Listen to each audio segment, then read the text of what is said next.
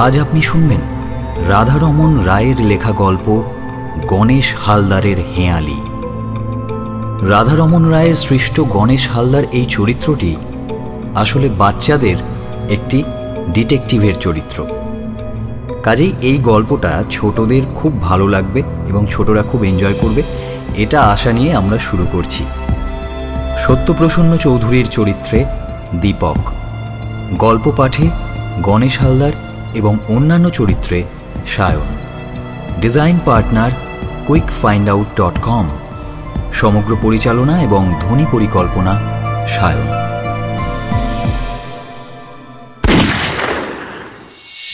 বিধিসম্মত সতর্কীকরণ। গল্পসূত্রে ধূমপান, মদ্যপান এবং ড্রাগ সেবনের প্রসঙ্গ এসেছে। ধূমপান, মদ্যপান, ড্রাগ সেবন স্বাস্থ্যের পক্ষে ক্ষতিকারক। Statutory warning: consumption of drugs, smoking and drinking are injurious to health.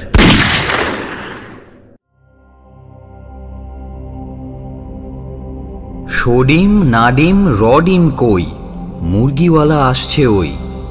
Ganesh Haldar বলছে যাও, ওর কাছেতে খবর নাও। এই মুরগিওয়ালাটি কিন্তু যদুমধু নন, একেবারে কেষ্টবিষ্টু ব্যক্তি। কেননা ইনি হচ্ছেন কুশলনগর মিউনিসিপ্যালিটির চেয়ারম্যান। এর নাম শ্রীযুক্ত অশোক কুমার চট্টোপাধ্যায়। এর পূর্বপুরুষেরা পেশায় ছিলেন জমিদার। এখন জমিদারি নেই, তবে দাপট আছে, আর মেজাজ তো আছেই। অশোকবাবু নিজের পড়তি অবস্থাটাকে সামলে নিয়েছেন বছর তিনেক হলো। সত্যি কথা বলতে কি, বছর তিনেক আগে এর পায়ের তলা থেকে মাটি প্রায় সরেই গিয়েছিল। কারণ জমি জায়গা তো বিক্রি হয়ে গিয়েছিলই, বাড়িটা পর্যন্ত বন্ধক রাখতে হয়েছিল। সম্বল ছিল শুধু ঐতিহাসিক কাছারি বাড়িটা। শুনলে আশ্চর্য হতে হয়, ওই কাছারি বাড়িটার কাছি ধরেই ইনি নিজের হাবুডুবু অবস্থাটাকে কুলে নিয়ে এলেন। এখন একে পায় কে? আসলে অশোকবাবু করেছেন কি জানেন?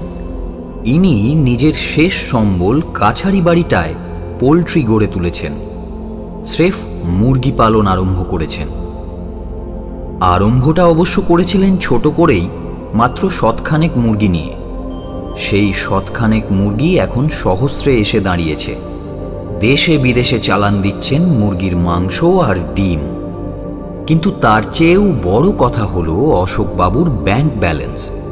3 বছরে ইনি জমিয়ে ফেলেছেন 3 লাখ। ফলে প্রথমে জনসাধারণের, তারপর ইনকাম ট্যাক্সের, আর সব শেষে সিবিআই এর নজরে পড়ে গিয়েছেন ভদ্রলোক। কথায় বলে বাঘে ছুঁলে 18 ঘা, কিন্তু পুলিশে ছুঁলে? যাই হোক, সংখ্যায় তা প্রকাশ করা যায় না। পুলিশ চেষ্টা করলে কি না পারে। তারা খবর পেয়েছে অশোকবাবু শুধু মুরগির মাংস আর ডিমই দেশ বিদেশে চালান দেন না, সেই সঙ্গে সোনার ডিমও চালান দিয়ে থাকেন। ইনি নাকি একটি কুখ্যাত স্মাগলিং র্যাকেটের খপ্পরে পড়েছেন। খবর পাকা, কিন্তু অশোকবাবুর কারবার আরও পাকা। ইনি সব দিক আটঘাট বেঁধে কাজ করেন। সম্ভবত পুলিশের মধ্যেও নিজের ইনফর্মার রেখে দিয়েছেন, না হলে আজ 2 দিন ধরে সম্ভাব্য অসম্ভাব্য সব জায়গায় তন্ন তন্ন করে খুঁজেও পুলিশ একটা সোনার ডিমও বের করতে পারল না কেন? তাহলে কি খবরটা ভুয়ো? পুলিশের রাজ্য কেন্দ্র দুমহলের বড় কর্তাদের অনেকেই অবশ্য খবরটাকে এখন ভুয়ো বলেই মনে করছেন। অথচ যে সিবিআই অফিসার তদন্ত করেছেন, তিনি এখনও এটাকে সত্যি বলেই দাবি করছেন। রাজ্য পুলিশের গোয়েন্দা বিভাগের বড় কর্তা সন্তোষ বিশ্বাসের আত্মবিশ্বাস বরাবরই একটু কম। আর তা কম বলেই মাঝে মাঝেই একটা না একটা পুরস্কার ঘোষণা করে থাকেন ভদ্রলোক। তার মানে যখনই তিনি কোনো জটিল রহস্যের সম্মুখীন হন, পুলিশের পক্ষ থেকে পুরস্কার ঘোষণা করেন। রহস্য যে উদ্ঘাটন করতে পারবে তাকেই দেওয়া হবে পুরস্কার। এবারেও তিনি তাই করলেন। 25 টাকা পুরস্কার দেওয়া হবে বলে সব কটা খবরের কাগজেই বিজ্ঞাপন দিলেন। বলা বাহুল্য, সারা ভারতে এই পুরস্কার পাওয়ার যোগ্য লোক কেবল একটিই আছে, যার নাম গণেশ হালদার। গণেশ হালদার পেশায় প্রাইভেট ডিটেকটিভ। আগে দক্ষিণ কলকাতার রজনী সেন রোডে থাকতেন, এখনও দক্ষিণেই থাকেন, তবে রজনী সেন রোডে নয়, রাসবিহারী মোড়ের কাছাকাছি সর্দার শঙ্কর রোডে। আপনারা যদি কখনো শ্রীহরি মন্দিরে যান, তার উল্টো দিকের বাড়িটার একতলায় খোঁজ করলেই গণেশ হালদারের সাক্ষাৎ পাবেন।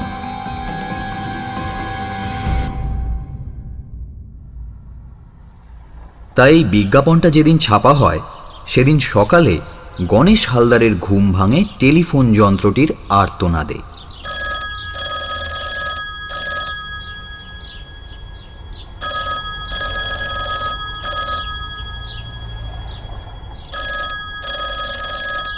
রিসিভারটা কানে লাগিয়ে বললেন, হ্যালো, গণেশ হালদার স্পিকিং। হ্যাঁ, কে কথা বলছেন? অমর রায়। বেশ বেশ, বলুন। সোনার ডিম? হ্যাঁ হ্যাঁ, বলুন। হ্যাঁ, ওই কুশলনগরের অশোক চ্যাটার্জি তো? হ্যাঁ, নাম শুনেছি। হ্যাঁ, তিনি পোল্ট্রি করেছেন তাও জানি। জানি। কিছুদিন আগে একটা খবরের কাগজে তার ছবি আর জীবনী বেরিয়েছে, তাই না? তার দৃষ্টান্ত তুলে ধরে রিপোর্টার আমাদের চোখে আঙুল দিয়ে দেখিয়ে দিয়েছেন কেমন করে বড়লোক হতে হয়। কি? ও হ্যাঁ হ্যাঁ, তা হতে পারে। রিপোর্টার ভদ্রলোকই তার জীবনটা বিষিয়ে তুলেছেন। ঠিকই বলেছেন, খবরের কাগজে তার জীবনী টিবনী না বেরোলে হয়তো তিনি কোনোদিন পুলিশের নজরেই আসতেন না। হ্যাঁ হ্যাঁ হ্যাঁ, সিবিআই অফিসারটির নাম সত্যপ্রসন্ন চৌধুরী। আরে হ্যাঁ হ্যাঁ, বিলক্ষণ চিনি তাকে। প্রথম জীবনে তিনি কর্পোরেশনের ড্রেনেজ ডিপার্টমেন্টে চাকরি করতেন। শেষে অকারণে লোকে বদনাম দিতে থাকলে সেখান থেকে চাকরিতে ইস্তফা দিয়ে এখনকার এই চাকরিতে জয়েন করেছেন। নিশ্চয়ই, তিনি যখন সোনার ডিমের কথা বলেছেন, সেটা ঘোড়ার ডিম হতেই পারে না। ঠিকই। আমারও প্রশ্ন সেটাই, সোনার ডিম গেল কোথায়? আচ্ছা, নমস্কার, ছাড়ছি। ফোনটা করেছিলেন অমর রায়। তিনিও একজন প্রাইভেট ডিটেকটিভ, বেশ বুদ্ধিমান ছেলে। গণেশ হালদারের সঙ্গে তার বেশ কয়েকবার বুদ্ধির লড়াইও হয়ে গিয়েছে। এবারও সে হয়তো গণেশ হালদারের সঙ্গে বুদ্ধির লড়াইয়ে নামতে চায়।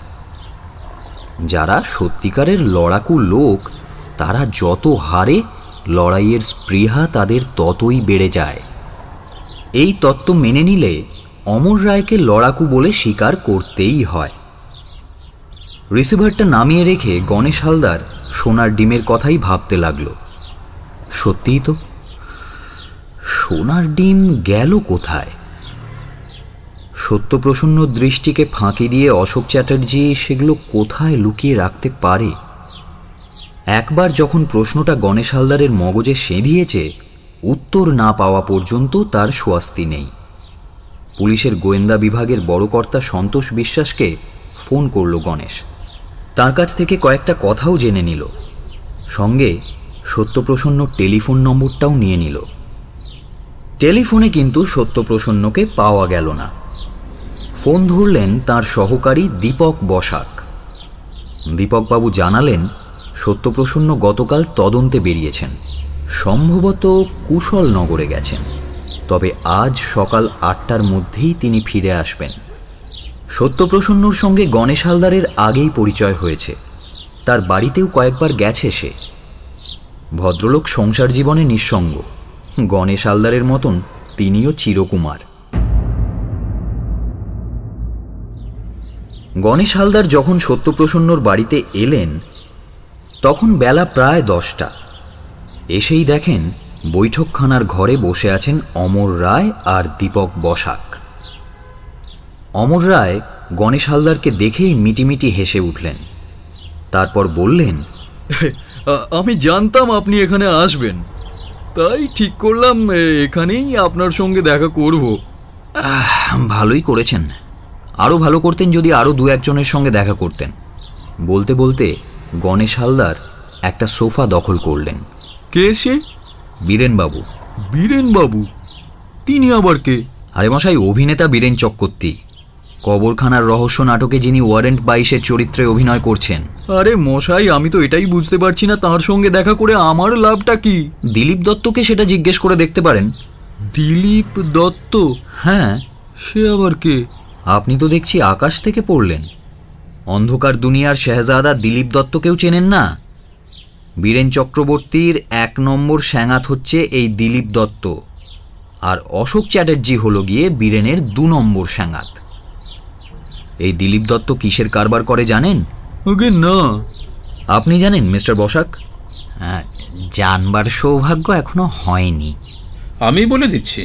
বলতে বলতে ঘরে ঢুকলেন গৃহকর্তা সত্যপ্রসন্ন চৌধুরী। তিনি একটি সোফায় বসে চুরুট ধরালেন। তারপর তিনি যা বললেন তা মোটামুটি এই রকম। দিলীপ দত্ত কারবার করে শুধু মাটি নিয়ে।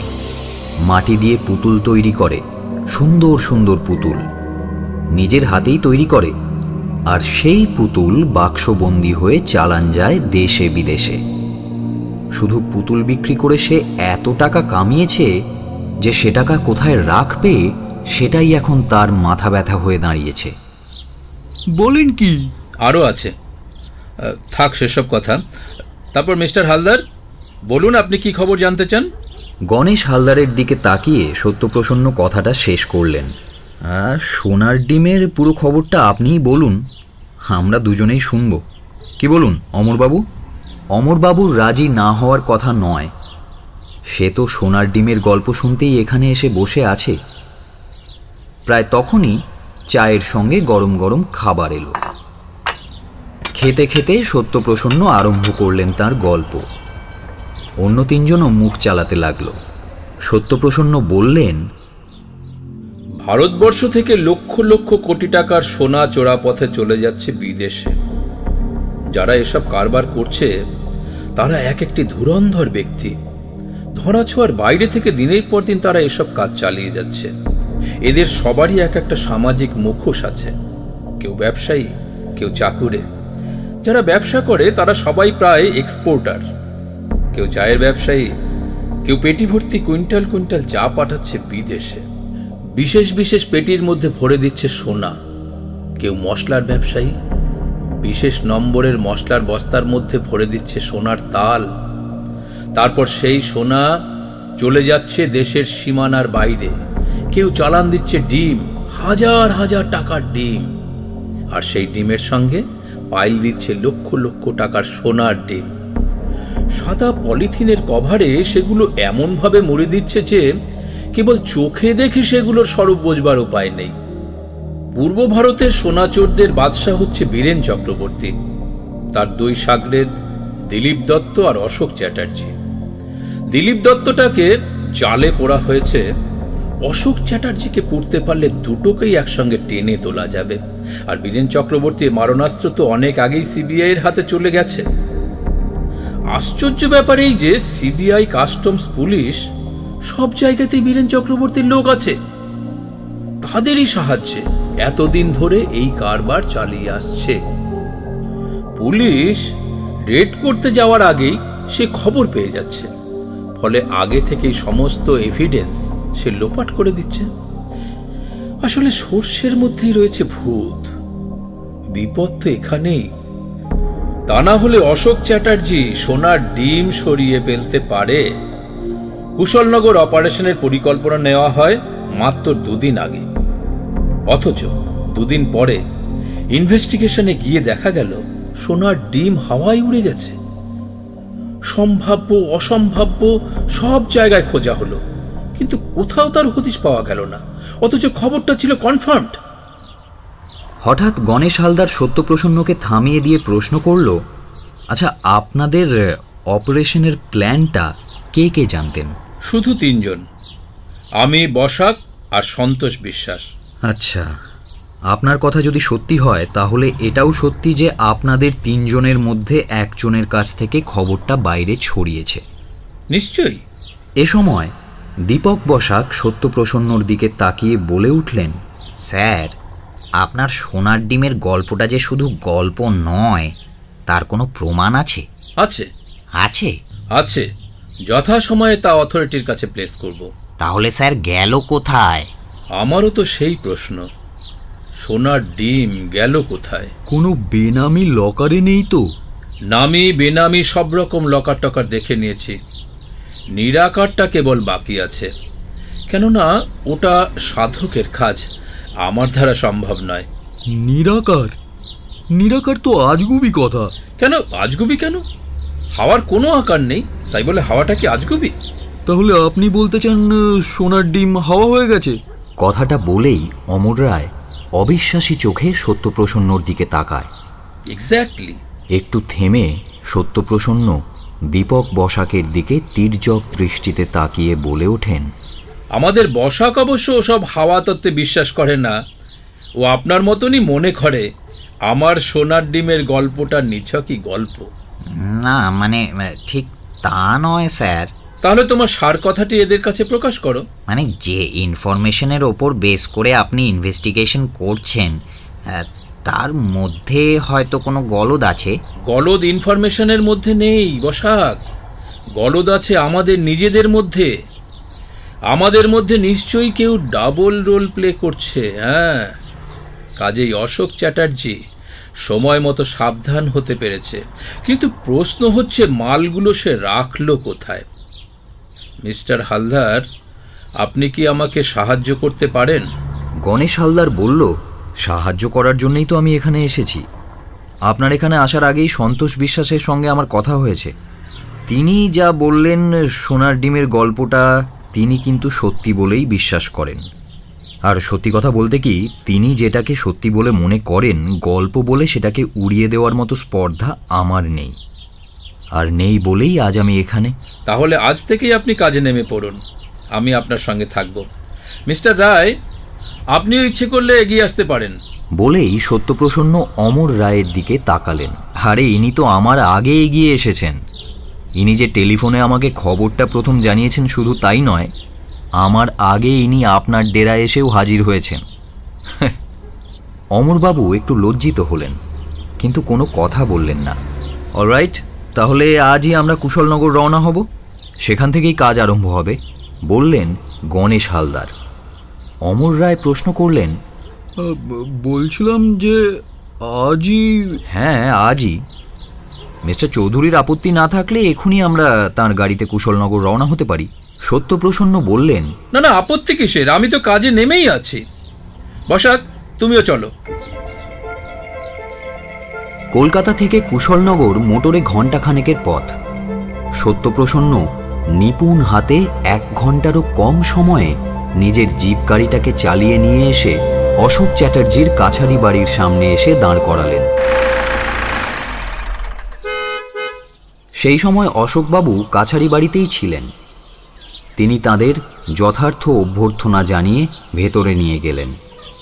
কথাবার্তার মধ্যে দিয়ে দীপক বসাক যখন জানতে পারলেন যে গতকাল সত্যপ্রসন্ন কুশলনগরে আসেননি, তখন তিনি একটু মনমরা হয়ে পড়লেন, কিন্তু মুখে কিছু বললেন না।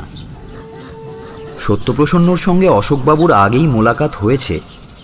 তিনি গোটা পোল্ট্রিটা ওদের ভালো করে দেখালেন, ওদের সকলের সব রকম প্রশ্নের উত্তরও দিলেন ঠান্ডা মাথায়। তারপর নিজের বাড়িতে নিয়ে এসে ওপর নিচের প্রতিটি ঘর ওদের স্বাধীনভাবে দেখতে দিলেন। শুধু তাই না, ওদের মধ্যাহ্ন ভোজনের ব্যবস্থাও করলেন। তারপর একজন কর্মচারীকে ওদের কাছে রেখে তিনি আবার চলে গেলেন কাছারি বাড়িতে, যেখানে রয়েছে তার পোল্ট্রি। অশোকবাবুর বেডরুমটার ওপরই অত্যাচার করা হলো বেশি। খাট থেকে আরম্ভ করে প্রতিটা ফার্নিচার, মেঝে, ছাদ, দেওয়াল, এমনকি দেওয়াল ঘড়িটা পর্যন্ত খুলে মেলে নানান কায়দা কানুন করে পরীক্ষা করা হলো, কিন্তু সোনার ডিমের কোনো চিহ্ন পাওয়া গেল না। অনুসন্ধানের পর সত্যপ্রসন্নকে খুব অপ্রসন্ন দেখালেও দীপক বসাক এবং অমর রায় বেশ প্রসন্নই মনে হলো। আর গণেশ হালদার এদের ঠিক মাঝামাঝি অবস্থায় রইল, অর্থাৎ নির্বিকার। অমর রায় এ সময় জিভ সামলাতে না পেরে বলে উঠলেন, মিস্টার হালদার কি ভোঁতা হয়ে গেলেন নাকি? আপনি কি তাহলে খুশি হন? পাল্টা প্রশ্ন করলেন গণেশ হালদার। আমার খুশি অখুশির কি আছে? গণেশ হালদারের হয়ে সত্যপ্রসন্নই জবাব দিলেন, এটা ঠিক ডিটেকটিভের মতন কথা হলো না মিস্টার রায়। আপনি এসেছেন আমাদের সঙ্গে জয়েন্ট ইনভেস্টিগেশনে। সাফল্য অসাফল্যের দায় দায়িত্ব আমাদের সবারই এখন সমান। দীপক বসাক বললেন, কিন্তু স্যার, সোনার ডিমের গল্পটা তো আপনার নিজস্ব। ওটা যে সত্যি তা কিন্তু প্রমাণিত হলো না এখনো। এজন্য আমি দুঃখিত বসাক। তবে একটা কথা জেনে রাখবে, সত্যপ্রসন্ন চৌধুরী কখনো মিথ্যে কথা বলে না। সে না হয় হলো, কিন্তু অথরিটি কি আপনার এই কথায় প্লিজ হবেন স্যার? আমার তো মনে হয় না। মানে অশোকবাবু যদি আবার মানহানির মামলা করেন তাহলে তো কেলেঙ্কারির এক শেষ। গণেশ হালদার অশোকবাবুর ব্যক্তিগত চিঠির ফাইলটা ঘাঁটছিল। অশোকবাবু সে সুযোগ পাবেন না মিস্টার বসাক, তার আগেই স্টেপ নেওয়া হয়ে যাবে। অমরবাবু বললেন, কোনো এভিডেন্স পেয়েছেন নাকি? আজ আর কিছু বলবো না, আপনারা বরং গল্প করুন। আমি বরং টাউনটা ততক্ষণ একটু ঘুরে দেখে আসি। অশোকবাবুর বাড়ি থেকে বেরিয়েই একটা পানের দোকানে গণেশ হালদার হেড পোস্ট অফিসের ঠিকানাটা জেনে নিয়ে সেদিকে রওনা দিলেন। পোস্ট অফিসে পৌঁছে কয়েকটি নম্বর আর তারিখ, যেগুলো তিনি অশোকবাবুর ব্যক্তিগত চিঠির ফাইলে পেয়েছিলেন, সেগুলো মন থেকে উদ্ধার করে নোটবুকে সাংকেতিক ভাষায় লিখে ফেললেন। পোস্টমাস্টারটি খুবই সজ্জন ও বুদ্ধিমান লোক। গণেশ হালদারের পরিচয় পেয়ে ওর সব প্রশ্নেরই যথাযথ উত্তর দিলেন, আর প্রতিশ্রুতি করলেন আলোচনার বিষয়টি তিনি গোপন রাখবেন। দুপুরের খাওয়া দাওয়াটা বেশ ভালোই হলো। তারপর সংক্ষিপ্ত বিশ্রাম, সব শেষে বিদায়। অশোকবাবু নিজে দাঁড়িয়ে থেকে ওদের বিদায় জানান।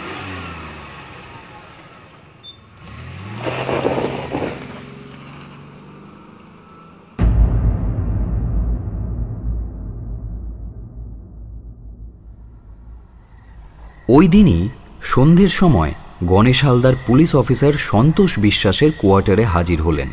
মিসেস বিশ্বাস নিজের হাতে গরম গরম রাধাবল্লভী ভেজে ওকে খাওয়ালেন।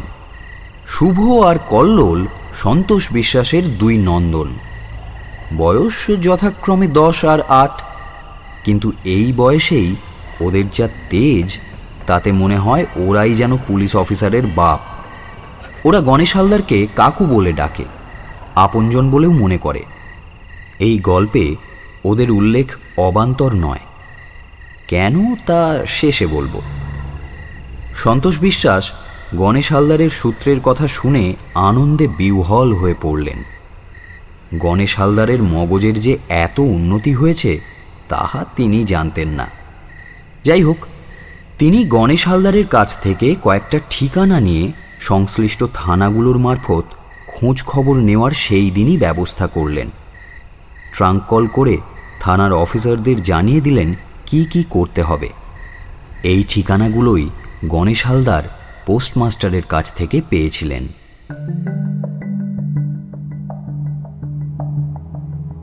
4 দিন পরের ঘটনা। দুপুর গড়িয়েছে। কুশলনগরে অশোকবাবুর কাছারি বাড়িতে সমবেত হয়েছেন সন্তোষ বিশ্বাস, সত্যপ্রসন্ন চৌধুরী, দীপক বসাক, গণেশ হালদার আর অমর রায়। তাছাড়া কুশলনগর থানার ইনচার্জ মোহিত ঘোষ, পোস্টমাস্টার রামমোহন শীল আর গৃহকর্তা অশোক চ্যাটার্জি তো আছেনই।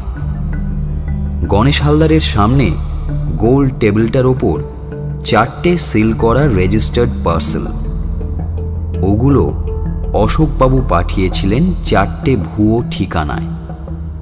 প্রথমটা পাঠিয়েছিলেন এম কৃষ্ণমূর্তির নামে, ঠিকানা 55A রঙ্গস্বামী রোড, মাদুরাই 11।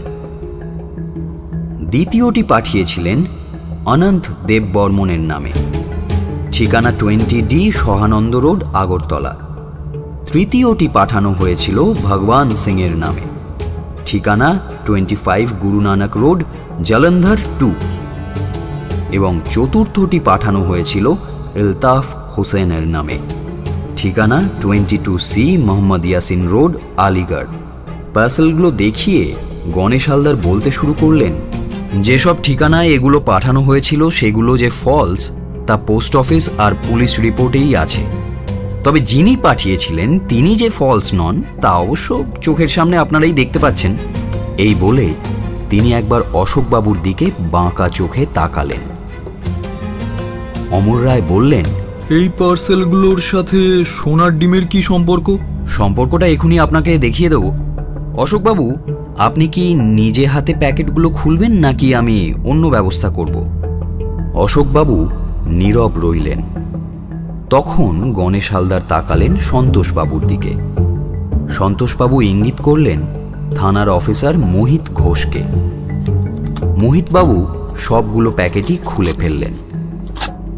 দেখা গেল সবগুলো প্যাকেটই ভর্তি রয়েছে ডিমে। গণেশ হালদার তখন বললেন, এই যে ডিমগুলো দেখছেন এগুলোর ওজন 5 কিলোর একটু বেশি। পোস্ট অফিসের হিসেব এটা। আর ডিমগুলো কিসের তৈরি কারো জানা আছে? কিসের? হাতে একটা নিয়েই দেখুন না। বলেই গণেশ হালদার একটা ডিম দীপকবাবুর হাতে তুলে দিলেন। তারপর বললেন, কি কিসের ডিম বুঝতে পারছেন? না। তাহলে এই দেখুন। বলে গণেশ হালদার দীপকবাবুর হাত থেকে ডিমটা নিয়ে একটা ছুরির সাহায্যে কভারটা তুলে ফেলল। আর সঙ্গে সঙ্গে আত্মপ্রকাশ ঘটল আস্ত একটা সোনার ডিমের। অশোক চ্যাটার্জি ছাড়া সবাই অবাক হয়ে ডিমটা দেখতে লাগলো। গণেশ হালদার বলে চললেন, যেগুলো এখানে দেখছেন সবই হচ্ছে সোনার ডিম। অশোকবাবুর মাথা আছে বলতে হবে। আগে থেকে ইনফরমেশনটা পেয়ে তারিফ করার মতনই একটা চাল চেলেছিলেন ভদ্রলোক। অমরবাবু, আপনি যদি সেদিন সকালে আমাকে টেলিফোন না করতেন এ যাত্রায় হয়তো উনি উতরে যেতেন। কেননা পুলিশের ঝামেলা মিটে যেত সপ্তাহখানেকের মধ্যে। তারপর সোনার ডিমগুলো যথারীতি অক্ষত অবস্থায় রিটার্ন চলে আসতো পোস্ট অফিসের তরফ থেকে অশোকবাবুর কাছে। অসাধারণ। অমর রায় বললেন, আচ্ছা, অশোকবাবুকে ইনফরমেশনটা কে দিয়েছিল? আমি জানলেও তা বলবো না। এ বিষয়ে যা বলার মিস্টার চৌধুরীই বলবেন। এই সময় অশোক চ্যাটার্জি হঠাৎ ভীষণ উত্তেজিত হয়ে দীপকবাবুর ওপর চড়াও হলেন।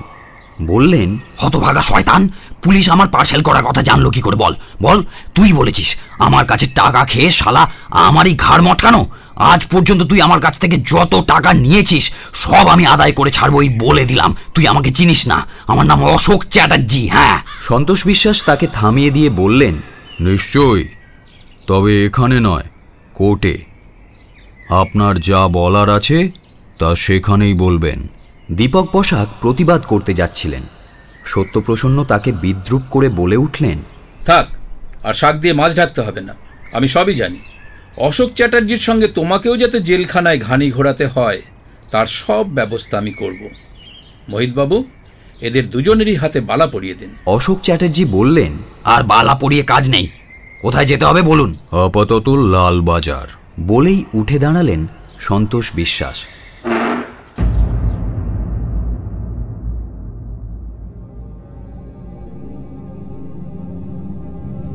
বীরেন চক্রবর্তী আর দিলীপ দত্তকে ওই দিনই অ্যারেস্ট করা হয়। আদালতে এদের অভিযুক্ত করতে কোনো অসুবিধেই হয়নি। আদালতের বিচারে অন্ধকার দুনিয়ার এই 3 দিকপতি বীরেন চক্রবর্তী, দিলীপ দত্ত আর অশোক চ্যাটার্জির দীর্ঘমেয়াদের কারাদণ্ড হল। বিশ্বাসঘাতক সিবিআই অফিসার দীপক বসাকও রেহাই পেলেন না, তাঁরও উপযুক্ত শাস্তির ব্যবস্থা হল। আদালতের রায় যেদিন বেরোলো সেদিন সন্ধ্যায় 5 নম্বর সর্দার শঙ্কর রোডের বাড়িতে বসে খবরের কাগজের রিপোর্টারদের কাছে গণেশ হালদার সোনার ডিমের গল্পটা বলতে আরম্ভ করার আগেই একটা ছড়া বলেছিলেন। এটাই সেই ছড়াটা যেটা গোড়াতে বলেছিলাম, শো ডিম না ডিম র ডিম কই, মুরগিওয়ালা আসছে ওই। গণেশ হালদার বলছে, যাও ওর কাছেতে খবর নাও। ছড়ার প্রথম লাইনটার শো ডিম আর না ডিমের ডিম দুটো বাদ দিতে হবে, তাহলে লাইনটা হবে সোনার ডিম কই। বলাই বাহুল্য, এই হেঁয়ালিপূর্ণ ছড়াটা খবরের কাগজগুলো ছাপতে ভুল করেনি। সন্তোষ বিশ্বাসের দুই ছেলে শুভ আর কল্লোল সোনার ডিমের গল্পটা গণেশ হালদারের মুখে বেশ কয়েকবার শুনেছিল, আর ছড়াটা তো তারা মুখস্থই করে ফেলেছিল।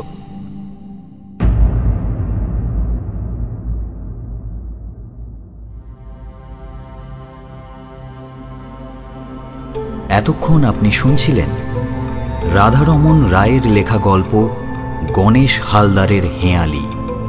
সত্যপ্রসন্ন চৌধুরীর চরিত্রে দীপক, গল্প পাঠে গণেশ হালদার এবং অন্যান্য চরিত্রে সায়ন। Design partner quickfindout.com। সমগ্র পরিচালনা এবং ধ্বনি পরিকল্পনা সায়ন। আগামী রবিবার আরও একটি নতুন গল্প নিয়ে হাজির হব আমরা। শুনতে থাকুন রেডিও মিলন 90.4 FM, আপনার মনের সাথী।